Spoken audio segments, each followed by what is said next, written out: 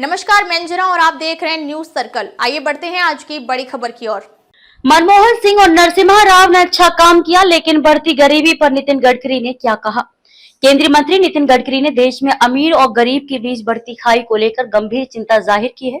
शनिवार को नागपुर में एक कार्यक्रम को संबोधित करते हुए उन्होंने कहा कि भारत में गरीबों की संख्या लगातार बढ़ रही है, जबकि संपत्ति कुछ गिने चुने अमीर लोगों के पास केंद्रित होती जा रही है। उन्होंने कहा कि इस असमानता को दूर करने के लिए धन का समान और न्याय संगत वितरण जरूरी है। गडकरी ने कहा कि धीरे धीरे गरीबों की संख्या बढ़ रही है और दौलत कुछ अमीरों के पास इकट्ठा हो रही है, जो नहीं होना चाहिए। उन्होंने ये भी कहा कि भारत की अर्थव्यवस्था को इस दिशा में मोड़ा जाना चाहिए कि वे रोजगार उत्पन्न करें और गांवों को मजबूत बनाएं। उन्होंने स्पष्ट किया कि देश की आर्थिक प्रगति का लाभ केवल शहरों या पूंजीपतियों तक सीमित नहीं रहना चाहिए, बल्कि इसका असर ग्रामीण भारत और मध्यम वर्गीय तबकों तक पहुंचना चाहिए। उन्होंने इस बात पर जोर दिया कि आर्थिक समावेशन और अवसरों की समानता सुनिश्चित की जानी चाहिए।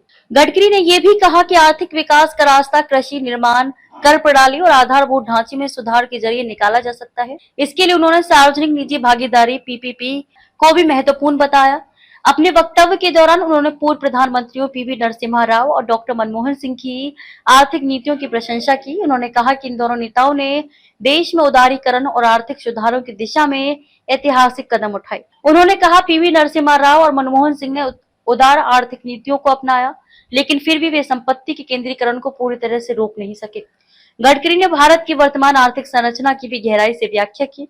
उन्होंने बताया कि देश की जीडीपी में निर्माण, मैन्युफैक्चरिंग क्षेत्र का योगदान लगभग 22 से 24% है। सेवा क्षेत्र, सर्विस सेक्टर का 52 से 54% है, जबकि कृषि क्षेत्र, जो देश की 65 से 70% ग्रामीण आबादी को रोजगार देता है, का योगदान मात्र 12% है। उन्होंने ये भी कहा कि जब तक ग्रामीण भारत को आर्थिक रूप से सशक्त नहीं किया जाएगा, तब तक समग्र विकास संभव नहीं है।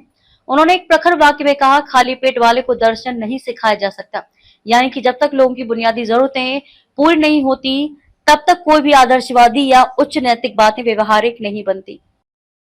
अब तक के लिए बस इतना ही। फिर मिलते हैं एक ऐसे ही बड़ी खबर के साथ। तब तक के लिए नमस्कार और देखते रहिए न्यूज सर्कल। अगर आपको वीडियो पसंद आई हो तो लाइक करें व शेयर करें। ऐसे लेटेस्ट अपडेट पाने के लिए बेल आइकन प्रेस करना ना भूलें। अगर आप हमें फेसबुक या फिर इंस्टा के माध्यम से देख रहे हैं तो हमारे पेज को फॉलो जरूर करें। धन्यवाद।